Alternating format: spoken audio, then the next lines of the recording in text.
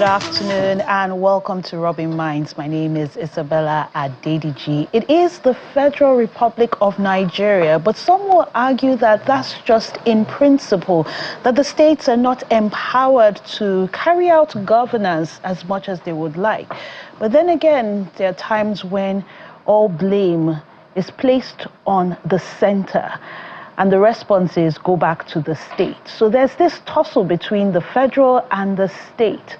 What will it look like if the state is actually empowered to carry out more duties, financially empowered, police their states? That's the crux of the conversation this afternoon.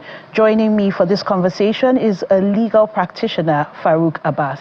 Welcome to Robin Minds. Thank you for having me. It's a pleasure to be here. Happy December, by the way. Happy new month, like we will say. So, there's been a call for decentralization. Do you agree that Nigeria is truly the Federal Republic of Nigeria, or just in name and in principle, but not in reality? Yes, I agree that it's not a federal system in reality. It's just in name. And why I say so is that most of power is concentrated at the central level. So we're running more or less like a unitary form of government, unitary system of government. So everybody gravitates towards Abuja, which is why whenever you have a new president, you see people relocating to Abuja, people traveling to Abuja. Most people believe that nothing gets done if you don't go to Abuja. Most of the federal agencies, even the ones that don't have their headquarters in Abuja, everything also happens in Abuja. So if anything happens, we talk more about our president than our local government chairman, than our governors, than our House of Assembly members. So everybody focuses on Abuja and on the president. So we might call it Federal Republic in name, but in reality, it's not a federal republic.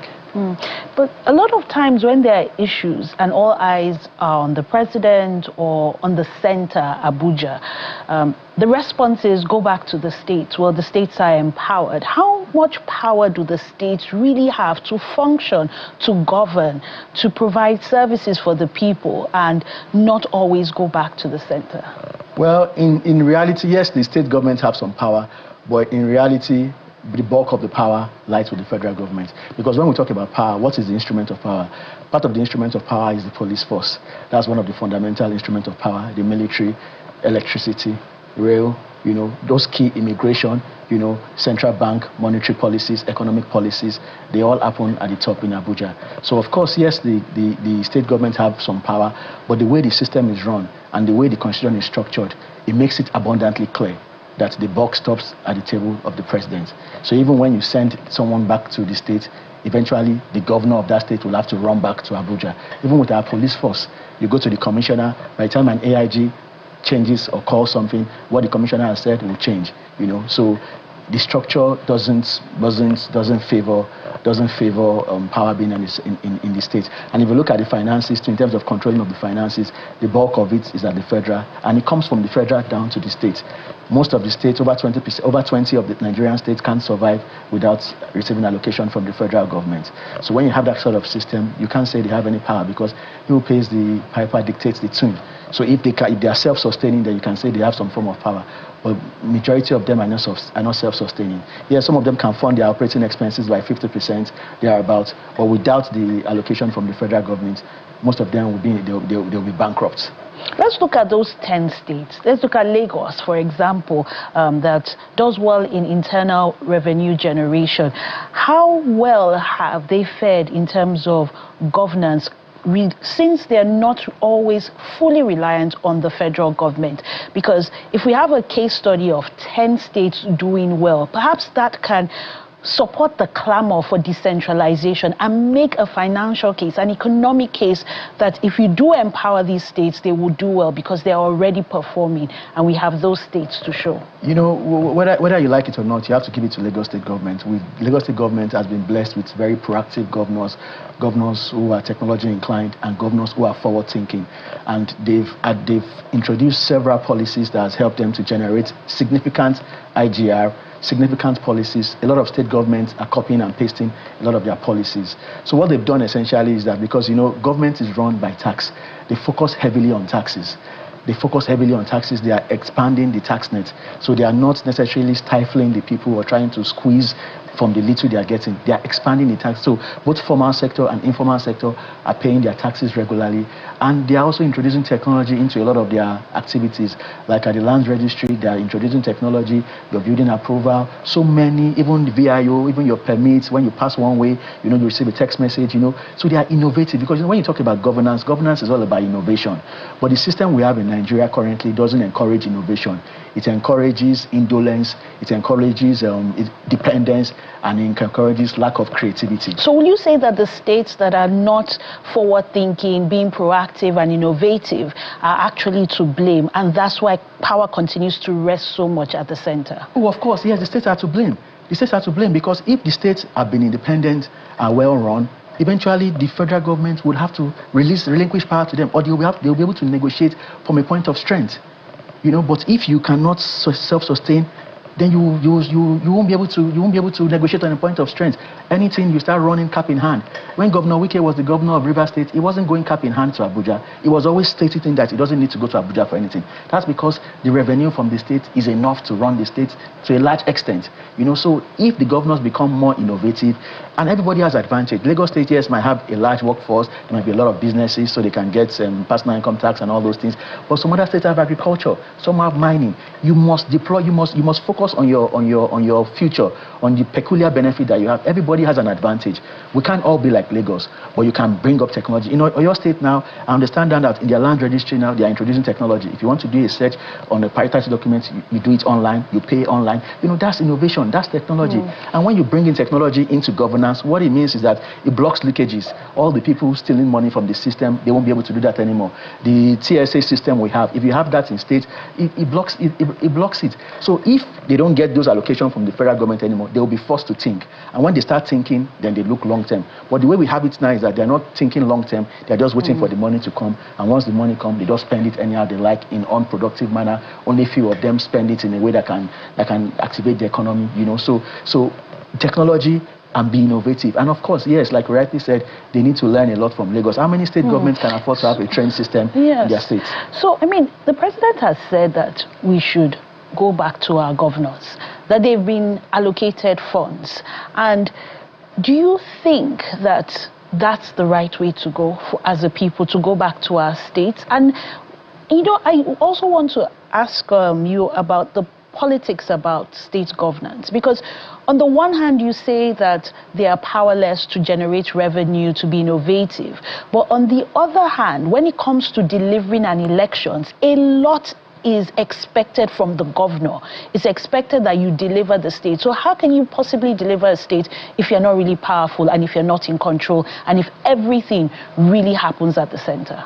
So, you know, that's the double-edged sword, and I like that question. Yes, you know, the governors are not totally powerless. You know, they have certain powers. But the truth is that the way the system is designed, they don't really have so much power. If they were innovative and they are assertive and they come up with a lot of ideas, they will be able to control more power. But the truth is that they are not a lot of them are doing all that. And like you rightly said, yes, the governors have to deliver their state, because when you control the revenue, once, you know, before the autonomy Supreme Court judgment, even local government funds was being controlled by the state government. So with that resources, they have the power to determine what happens in their state. But now that there is autonomy, I don't know how it has been implemented across board, that would whittle down their power and take part of their power back to the federal government. And when the president says they should go to the states, he knows what he's saying. As at 2023, the revenue that all the states shared was about 5-point-something trillion naira. In 2024, it doubled to about 11-point-something trillion naira. So when the president took away subsidy, it increased the revenue getting to those states. So if the president tells you to go back to your state, he knows what he's saying. Because if there has been an upsurge in the revenue coming to the state, we should see something different from what we've had in the past 5-10 years. Because we've never had it in the history of Nigeria that the governors will be exposed to so much funds. It hasn't happened in a very long time. So they do have the funds. Now, we've looked at it from the economic standpoint, and now politically, I want us to look at security, because that's always a bone of contention, that if you would empower the states to run their own police, to provide their own security architecture, then perhaps that would be the solution. But on the flip side, wouldn't that also empower the states when it comes to the elections, when it comes to just maintaining law and order for their own intentions or their own plans? Yes, you raise a very brilliant and fantastic point, because the truth is that if you give the state governors the architecture of security to control, some of them will abuse it, because the quality of people who aspire to be governors of some states is nothing to write home about, But we wouldn't say because some governors or some bad sheep among them would abuse it, we should now stop what will benefit the whole country. So I think what we need to do is we need to look for a system whereby you can have a federal authority that can supervise them. I don't want to mention a state in the southwest. There's a state in the southwest that has a security outfit, and the security outfit was accused of killing some youths recently. And the IG had to send police officers to go and arrest the head of that agency and lock it down. So, you don't have to be too very brash or brazen in supervising, but there should be procedure for supervising. There should be standardization in terms of how we train them. Because I must commend your state government. Your state government is doing fantastically very well in terms of security, because the Amotekun, when you are going to Ibadan, on the express, you start seeing, within 1 kilometer or 2 kilometers, you start seeing the Amotekun trucks. So you see that the governor in your state treats security as an infrastructure project, because it's funding it heavily. Recently, too, I read in the media that the governor of Enugu State also invested heavily, bought vehicles and bought drone technology. Also in Lagos State, we have security trust fund, and they invest in the police heavily. So, yes, even though they've not given them the power to control security at the state level now, some of them are coming up with innovative ideas. Sokoto has their own, Borno has their own. So with Amotekun we have in Oyo State, we have in Osun State.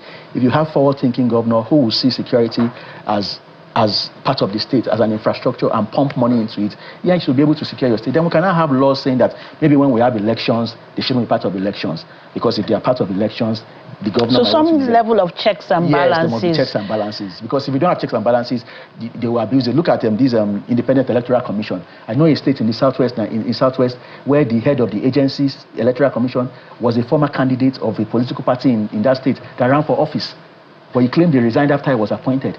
So that's an abuse. And that's why some senators now are mulling the idea that perhaps we should take away that power from the state government to start conducting local government elections, because all sort of shenanigans happen in that. And that's the truth. There's no state in Nigeria that you will see where they do election and the opposition will sweep the whole local government chairman, even if the opposition has won some areas, So that one has been abused to a ridiculous extent. So in coming up with state police now, we must have checks and balances to ensure that the way the states have abused the State Independent Electoral Commission will not happen with the state police. Otherwise, we'll be calling another civil war in certain states if you empower those governors to have those security apparatus. But we won't say because of the risk we shouldn't explore, because we need, that's the way to go. So let's look at education, for example. If states really had the powers to run their own education systems, it could be argued that they will adapt to what is required in terms of the languages, in terms of the culture, in terms of the terrain, because each state is peculiar, but yet we run a federal system. Has this helped us as a nation to be more literate, to be more educated, to be more empowered as a people? Or should we really be pushing for this devolution of powers to the states to improve our education sector? That's a fantastic question you asked, because research has shown that when you train children or you teach them in their indigenous language, they pick it better. That the default mode of your brain is to think in your mother tongue. So you are very correct. I believe that the uniformity in the education system or structure in Nigeria has affected certain regions in this country.